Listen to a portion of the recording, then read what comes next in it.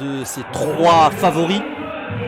Mais c'est surtout Paris, hein, bien sûr, qui a la pression sur ses épaules. Et bien joué là, la pénétration et la finition facile de la part play-off du côté de Boulogne-le-Valois. Évidemment, eh bien, il faut pallier à l'absence et à la blessure de Jordan Macrae.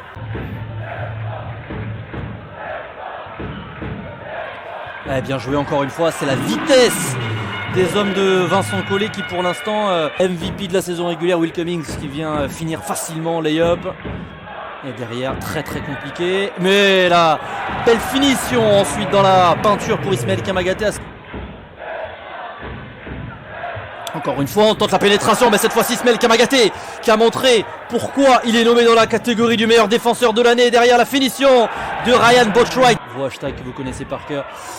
Le hashtag BetClickElite ou encore le hashtag LNBTV. Je regarderai un coup d'œil évidemment assez régulièrement. Bien joué ça de la part d'Axel Toupane, le tir à mi-distance. Bien en place, pas de faute, la jolie feinte. Ah, il n'y a pas la finition, il a eu trop de vitesse mais le rebond est offensif grâce à Juan Bégarin. Ça va très vite, on joue des coudes, on joue avec la vitesse, les qualités athlétiques.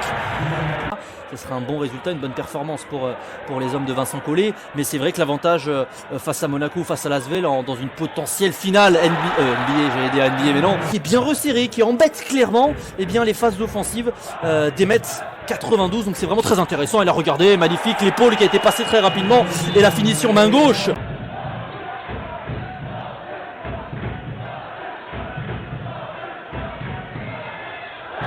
Bien joué.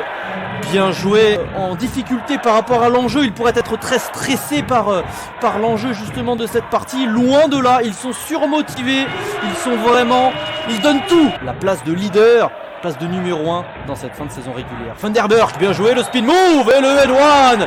Ah vraiment, ils sont dans une facilité assez déconcertante, assez surprenante, les Parisiens dans cette partie offensivement. Les Levalloisiens que Paris rate quelques opportunités, mais regardez, c'est pas possible. Ces pertes de balles qui s'enchaînent pour les Mets. Et derrière le alley-oop fait bien conclu à l'intérieur. Mais regardez comment ils sont dépassés défensivement. Ils essayent d'être là, mais ils sont pris de vitesse. Le jeu est parfait, le jeu est fluide, exceptionnel. Cette possession parisienne, ils montrent, en tout cas, ils prouvent qu'ils ont bien leur place dans l'élite du basket français. Ryan Botwright pour le +20, ça y est. Des Parisiens face à Boulogne-le-Valois, pourtant à domicile, pourtant un match à guichet fermé. Mais là, c'est assez surprenant. Alors que du côté de Limoges, l'Asvel mène assez largement 49-35 à la pause.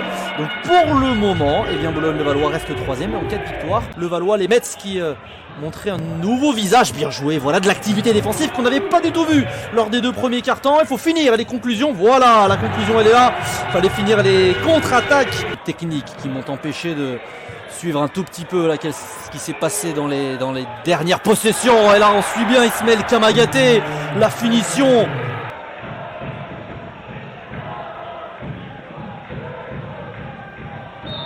Et la faute, le N1, ils ont un tout petit peu de réussite enfin. Ballon qui circule un petit peu moins là sur cette possession, c'est compliqué, c'est forcé ce qui a été tenté, mais le rebond est offensif pour les Parisiens. Deuxième chance bien conclue par Milan Barbic à l'intérieur. Allez, potentielle dernière possession pour Boulogne-le-Valois.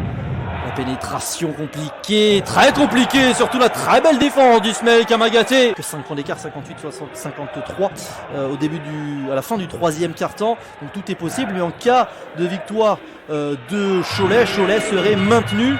Les premiers points parisiens dans ce 4e quart-temps. Milan Barbic, on ne sait pas quoi faire. La défense de Boulogne-le-Valois qui s'est vraiment resserrée dans ce 4e quart-temps. Enfin de l'adresse trouvée pour Paris il aurait fait son step back, il y arrive bien, il aurait pris ce tir à 3 points, il l'aurait peut-être raté. Là l'intelligence et la maturité de Dustin Sliva, il a vu Axel Toupane tout seul, il a fait l'extra passe qu'il fallait. Et ils sont à égalité avec Nanterre, 55 partout, donc on ne connaît pas encore l'adversaire de Boulogne-le-Valois au premier tour des playoffs.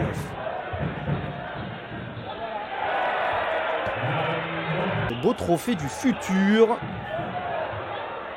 avec les qualifications de Cholet, de la JL, de Blois, l'Asvel vécu dans cette partie-ci les 2 premières minutes du match. Depuis, Paris a dominé de la tête et des épaules et ça y est, c'est officiel, Paris reste en BetClickElite. Ils ne connaîtront pas la Pro B l'an prochain et forcément la joie